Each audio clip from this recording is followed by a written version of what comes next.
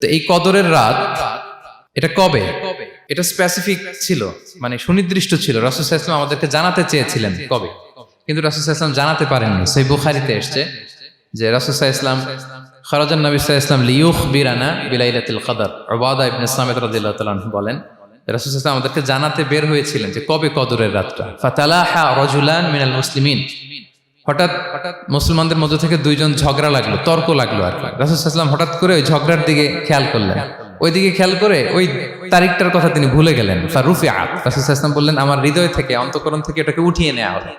এখন আমি মনেই করতে পারছি না এটা কি 23 না 25 না 27 না 29, আমি মনে করতে পারছি না। এজন্য রাসূল সাল্লাল্লাহু আলাইহি ওয়াসাল্লাম বলেছেন যে তবে আমি এতটুকু মনে করতে পারছি, ফালতামিসুহা ফিল আশরিল আওয়াখিরি ফিল বিত্রি, রমাদানের শেষ দশকের বেজর রাত্রিগুলোতে তোমরা কদর তালাশ করো। বেজর রাতে যদি তোমরা কদর তালাশ করো তাহলে এই কদর সুনিশ্চিতভাবে তোমরা পাবে। তো এই জন্য স্কলাররা সবসময় বলেন যে লাস্ট 10 days অফ রমাদান খুব গুরুত্বপূর্ণ, সবচাইতে the cream time of Ramadan. I repeat, এটা রমাদানের একেবারে মাহেন্দ্রক্ষণ। এই 10 দিনের যে কোনো 10 রাতের যে কোনো রাত কদর হয়ে যেতে পারে, বিশেষ করে অড নাইটস গুলো 21, 23, 25, 27 এবং 29, যে কোনো দিন হয়ে যেতে পারে কদর।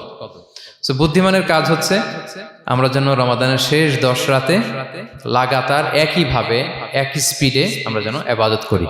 কোনো রাতে বেশি করলাম, হয়তো 27-এর রাতে আমি খুব ভাব গাম্ভীর্য নিয়ে খুব আবেগ নিয়ে ইবাদত করলাম, কিন্তু হয়ে যেতে পারে যে এবছর কদর ছিল 25-এর রাত, হতে পারে না? পারে। তো আমরা তো মিস করে ফেললাম। তো আমরা যেন মিস না করি। বুদ্ধিমানের কাজ হবে সমানতালে ইবাদত করা। এবং এটা এত গুরুত্বপূর্ণ, রাসূল সাল্লাল্লাহু আলাইহি ওয়াসাল্লাম এত এমফাসাইজ করে কোনো রাতের কথা বলেনি।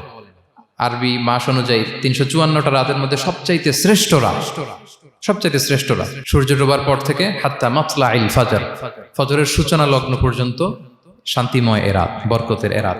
রাসূল সাল্লাল্লাহু আলাইহি ওয়াসাল্লাম বলেছেন মান হুরিমা খাইরাহা ফাকাদ হুরিম, যে কদরের বরকত থেকে, খায়ের থেকে বঞ্চিত হলো সে আসলেই বঞ্চিত। হি ইজ দ্য লুজার, সে হতভাগা, সে পোড়া কপাল, সে বঞ্চিত। মান হুরিমা খাইরাহা ফাকাদ হুরিম, যে কদর পেল না সে হতভাগা। এখন আমরা কি হতভাগা হতে চাই? আমরা তো শুরুতে অনেক হোপফুল ছিলাম, এত এত ব্লেসিংস, এত এত বরকত, রহমতের ফলগুধারায় আমরা প্লাবিত হচ্ছি রমাদানে। তা আমরা তো হতভাগা হতে চাই না।